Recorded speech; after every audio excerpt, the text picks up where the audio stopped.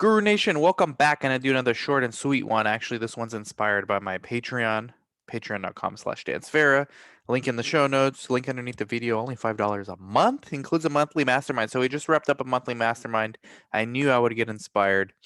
And it's also like a common theme I'm hearing from people not in my Patreon, maybe because they don't know about it. They would actually benefit from it, but just like phone calls I have with them.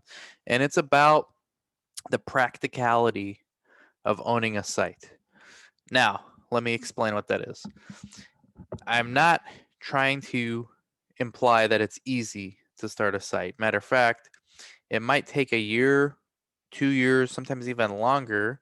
Sometimes it doesn't end up working at all because you don't have the right mix of the clinicians or the knowledge base. Something's missing, right? Like even me, I've had sites that I've started that didn't work out, and for a variety of reasons. The most common reason is lack of patience, right? So you think you partner with the right clinicians, but then there's really no motivation, or they're too big, or they're too small. There's always like sometimes it's like kind of like Goldilocks. You got to have like just right situation.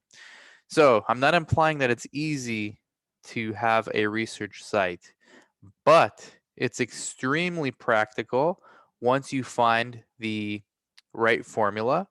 And it's it could become very easy to replicate your salary that you're getting either as a coordinator or as a CRA somewhere else.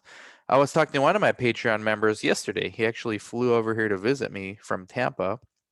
We were talking about like how you only need one or two studies if you have a site that you can enroll just a moderate number of patients.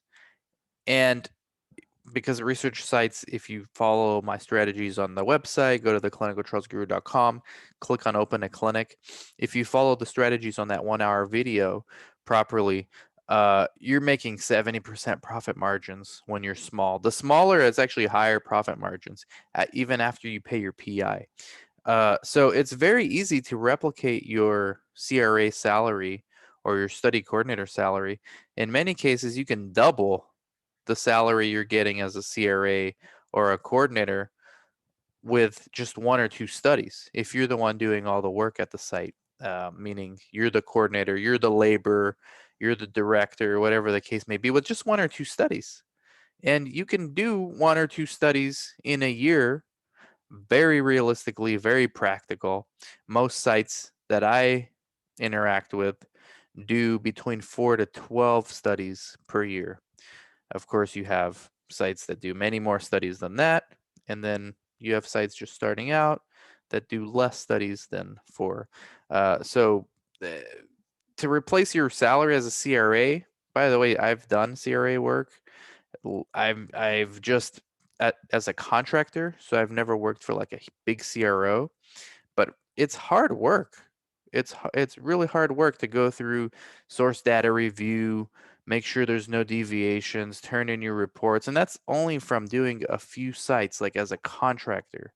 If I were doing monitoring reports day in and day out, it's grueling work. I mean, it's good pay, but it's grueling work, and a lot of people who are more entrepreneurially inclined can maybe consider site ownership. And I know a lot of the site owners out there are going to hate me for this because they don't want more competition. But at the end of the day, look, this is not a zero-sum game, right? There's the explosion of clinical research. There's sites turning down studies right now, like a lot of sites turning down studies because there's just too much work, too much opportunity. So just something to think about. It's not for everyone. You can certainly not make any money. You can certainly lose money. It's going to be hard for you to lose money in your job as a CRA or a coordinator when you have a fixed payment or a fixed salary. It's not so hard to lose money when you go into business for yourself. So there's pros and cons, but running two studies yourself at your own site and having the ownership of that, and I've done both, is easier than monitoring, let's say, two protocols with about 8 sites, which is typically what CRA workload is. With traveling across the country and rushing to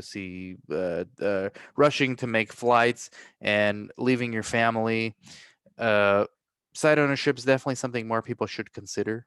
And that's why we do these videos. Again, not for everyone. Go to the blog, theclinicaltrialsguru.com, check out Open a Clinic tab, and explore. Just something to think about. And this is another reason why, if you are working somewhere, you need to start thinking about being a generalist, because maybe it's not site ownership for you, but maybe it's some other kind of entrepreneur, like an independent contractor or a consultant, or somebody who maybe even starts a CRO.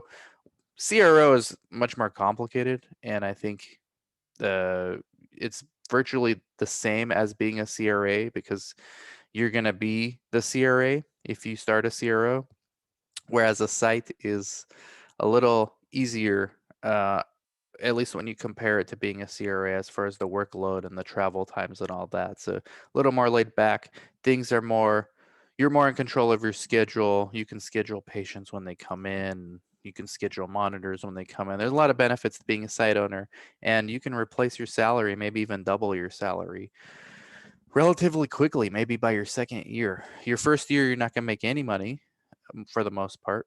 Maybe towards the end, a little bit. It takes about 9 months to start generating a revenue. But by the second year, you should be.